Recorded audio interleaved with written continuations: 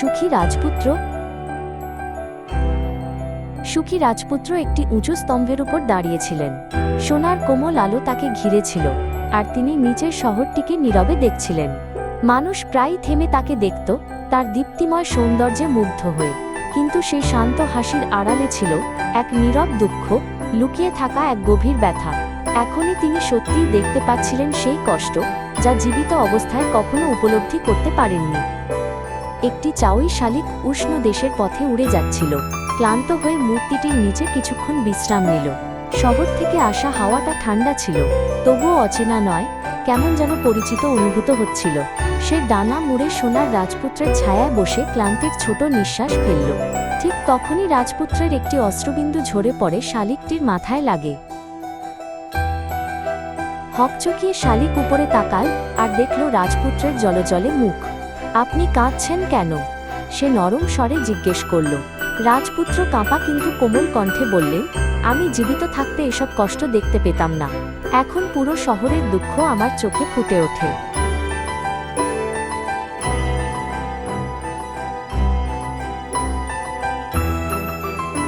রাজপুত্র শালিককে জানালেন তার অতীতের বিলাসী আর আনন্দময় জীবন কথা।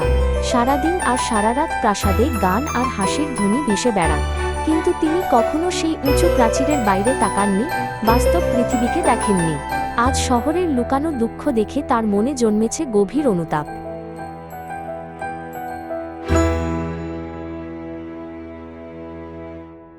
রাজপুত্র শালিককে দেখালেন শহরের চারদিকে ছড়িয়ে থাকা দুঃসহ জীবন। ঠান্ডা ঘরে কাঁপছে ছোট ছোট শিশু, ক্লান্ত মায়েরা ক্ষুধার্ত চোখে কাজ করে যাচ্ছে।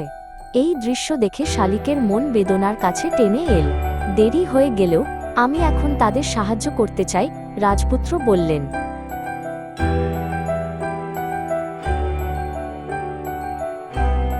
রাজপুত্র শালিককে তার একটি নীলকান্তমণি চোখ অসুস্থ শিশুর মাকে পৌঁছে দিতে বললেন।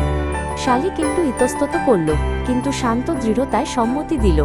নীলকান্তমণিটি রাজপুত্রের চোখ থেকে পড়তেই তার মৃদু আলো নিভে এল।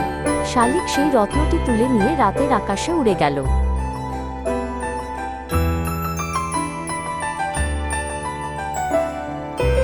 সে পৌঁছে গেল পুরনো ভাঙাচোরা একটি বাড়িতে, যেখানে ক্লান্ত এক মা তার শিশুকে আগলে রেখেছে। নিঃশব্দে শালিক নীলকান্তমণিটি টেবিলে রেখে উড়ে গেল। রত্নটি দেখে মা স্বস্তি আর কৃতজ্ঞতায় কান্নায় ভেঙে পড়লেন। শালিক রাজপুত্রের কাছে ফিরে এসে সব গল্প জানাল।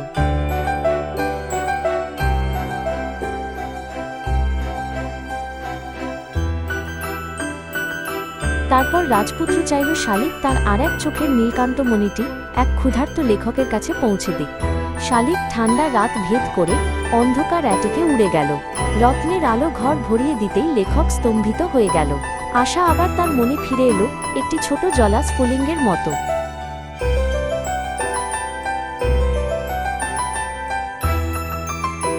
রাজপুত্রের বুকে থাকা লাল রুবিটি এখন একমাত্র অবশিষ্ট রত্ন।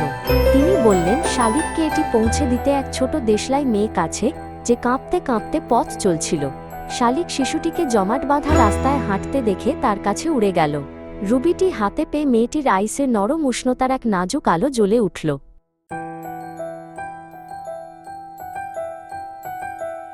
এখন আর কোনো রত্ন নেই, তাই রাজপুত্র তার শরীর জুড়ে থাকা সোনার পাতাগুলো গরিবদের জন্য দান করলেন। শালিক একে একে প্রতিটি সোনার পাতা নিয়ে মানুষের কাছে পৌঁছে দিল। প্রতিটি পাতা শহরে সামান্য হলেও উষ্ণতা এনে দিল। কিছুদিনের মধ্যেই রাজপুত্র আগের মতো আর ঝলমল করছিলেন না।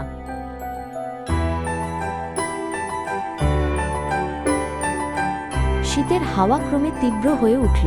শালিককে দক্ষিণে উড়ে যেতে তাগাদা দিচ্ছিল, কিন্তু সে রাজপুত্রকে ছেড়ে যেতে নারাজ। এখানে এখনো আমার কাজ শেষ হয়নি, সে ফিসফিস করে বলল। রাজপুত্র তার বিশ্বস্ত বন্ধুর দিকে স্নিগ্ধ হাসলেন।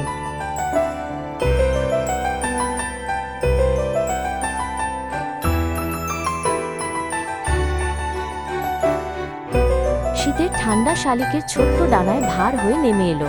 প্রতিদিন সে আরো দুর্বল হতে লাগলো, উড়তেই কষ্ট হচ্ছিল। তবুও সে একবারও অভিযোগ না করে রাজপুত্রের পাশে রইল।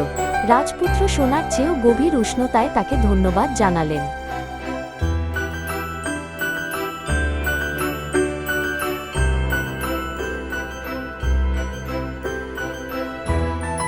একদিন শালিক রাজপুত্রের কাঁধে বসে নরম স্বরে বলল, আমি এই শহরকে আর আপনাকেও ভালোবাসতে শুরু করেছি।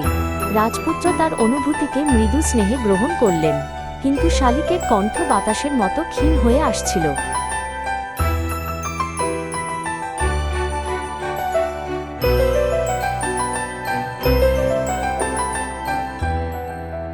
এক হিমেল রাতে শালিক আর উঠতে পারল না। সে রাজপুত্রের পায়ের কাছে এসে শুয়ে পড়ল আর শেষ নিঃশ্বাস ছাড়ল। এখন আমি সুখী, সে খুব আস্তে বলল। রাজপুত্রের হৃদয় গভীর দুঃখে ভারী হয়ে গেল।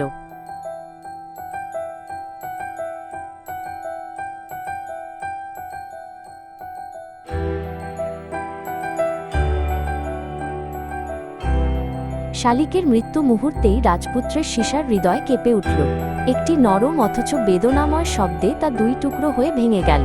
শহর কিছুই শুনল না, কিন্তু সেই দুঃখ আকাশ পর্যন্ত প্রতিধ্বনিত হল। রাজপুত্রের আলো এখন প্রায় নিভে গেছে।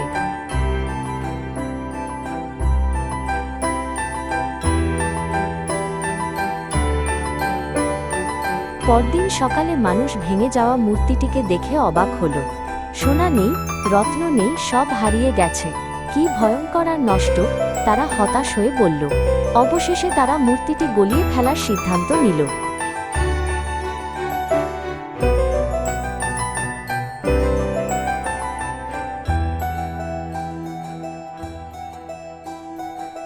তারা মূর্তিটি প্রজ্বলিত ভাটিতে ফেলল, কিন্তু আশ্চর্য, রাজপুত্রের সীসার হৃদয় গলেনি। এটি অটুট রইল, রহস্যময় আলো ছড়িয়ে দিল। এই অলৌকিক ঘটনার অর্থ কেউ বুঝতে পারল না।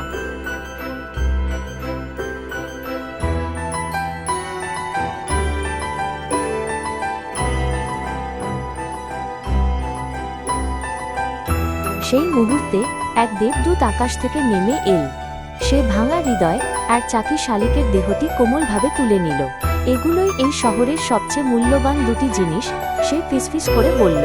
হাওয়া তার কথাগুলো নরম ভঙ্গিতে বহন করে নিয়ে গেল।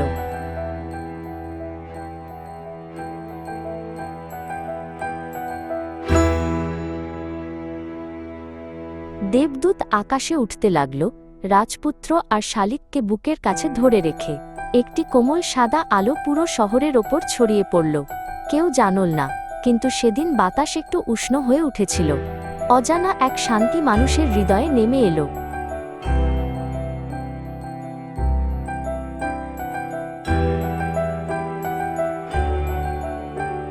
স্বর্গে রাজপুত্র আর শালিক আবার মিলিত হলেন।